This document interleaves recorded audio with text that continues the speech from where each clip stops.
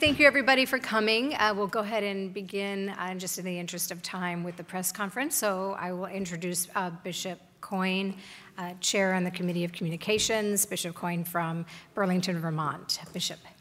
Thank you, Judy.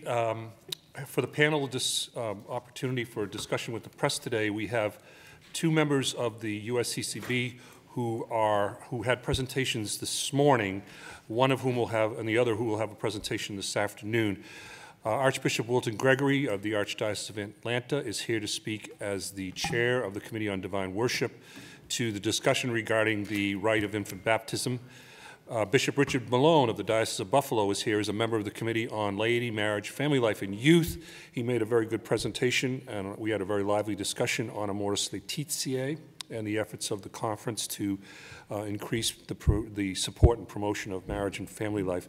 And immediately to my left is Archbishop Thomas Wenski, who is a member of the Bishops' Working Group on the Life and Dignity of the Human Person, as well as somebody who was very much involved in the convocation of Catholic leaders gathering in July down in Orlando, so he can speak to both of those matters as well. So I'd like to open it up now to Judy and any questions that you may have. Yes, so if you have a question, please raise your hand and approach the center mic. I'll call upon you. Any questions? Yes.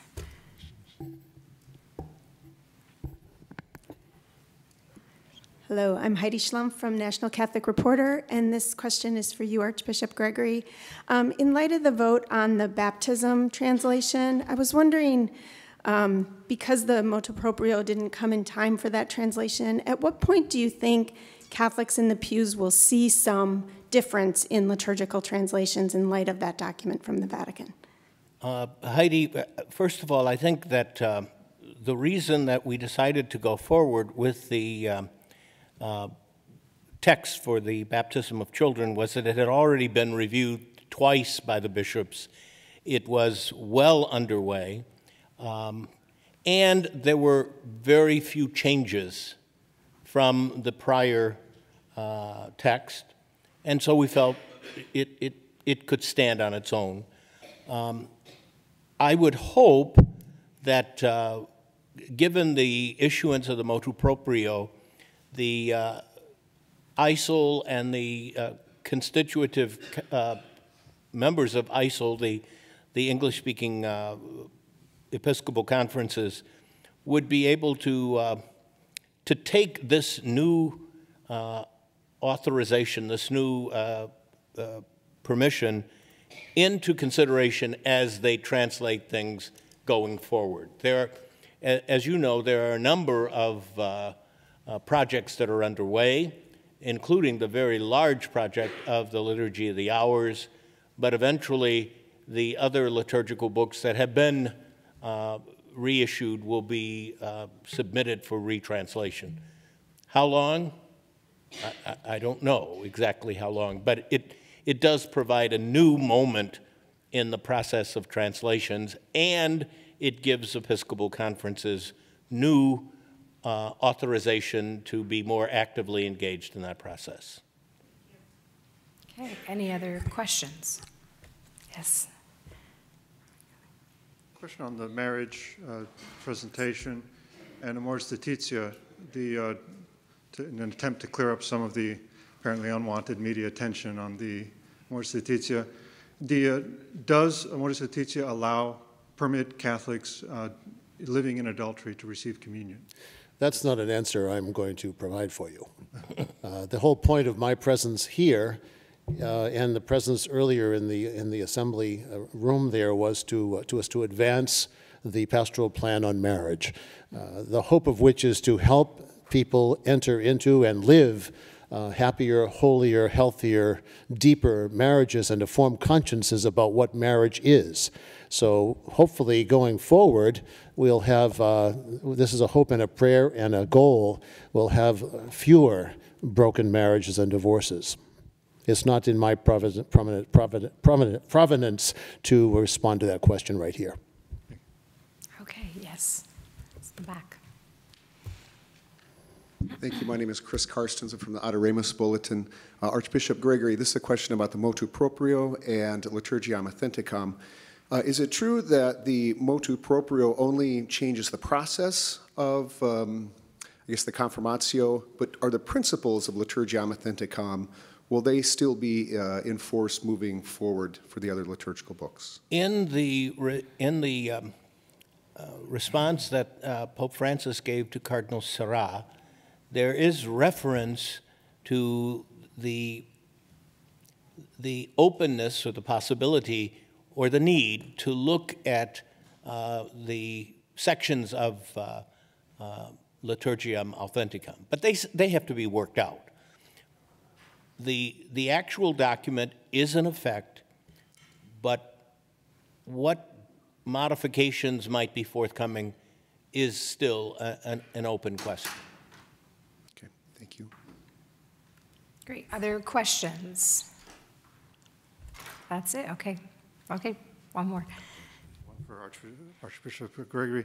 On baptism, the differences that require the recognitio, both forms of approval from the Vatican, are those differences mostly related to the exorcism part of the baptism? No, they're mostly related to the fact that there is, at the end, as an appendix, there is a proposed schema for celebrating baptism within Mass. I see. And so that's primarily the area that would be considered adaptations. The overlap with the Mass. Within the Mass, yeah. Thank you. Yes, Dennis. Dennis Sadowski, Catholic News Service. I'm just wondering, because we're still only 4 months away from the convocation, just wondering, there hasn't been anything on the agenda, this public agenda, about discussion of results from the convocation. I'm just wondering if there's anything that's going to be coming about that, what have you. That's all. Yeah, that's the topic for this afternoon after lunch. And I'm in a kind of a difficult situation because I'm supposed to speak about the convocation before we had our discussion. But I think I anticipate that it'll be a very positive discussion because the experience of the convocation was very life-giving, and the numbers that attended it, a significant number of bishops, and over 150, I think, bishops were there, and leaders from throughout the United States, Catholic lay leaders and religious priests. I think it was a very uplifting experience, a shot in the arm. And I've already, heard of various dioceses taking it back to their diocese and replicating or seeking to replicate it. In my own diocese, I had something planned along that area in the first week or so of September, but it had to be canceled because of Hurricane Irma. So now I have to reschedule it and see how we gather I had almost 40 people attending the convocation and meeting with them and unpacking, and then see how we can roll out something similar in the diocese and keep the momentum going.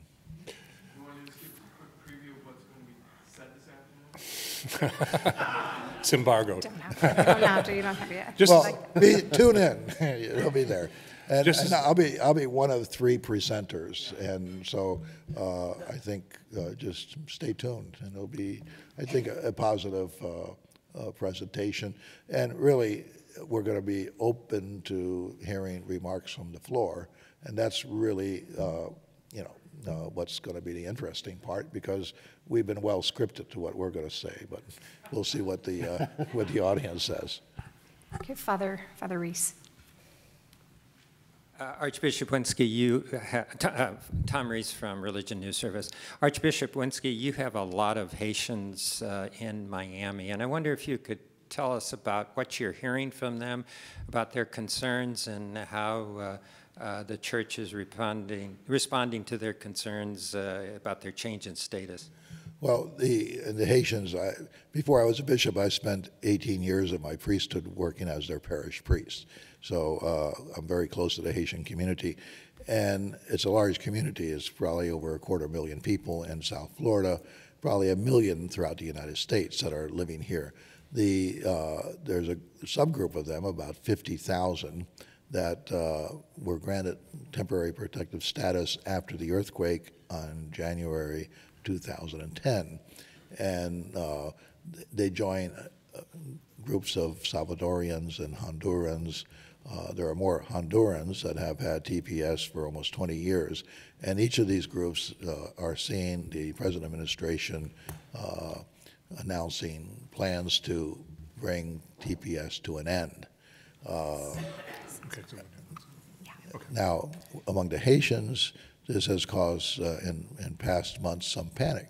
In fact, it caused a little bit of a panic on the Canadian border, where about 3,000 to 4,000 Haitians attempted to enter Canada because of rumors going around that they would be better received in Canada than they were in the United States, which is not totally clear that they would be.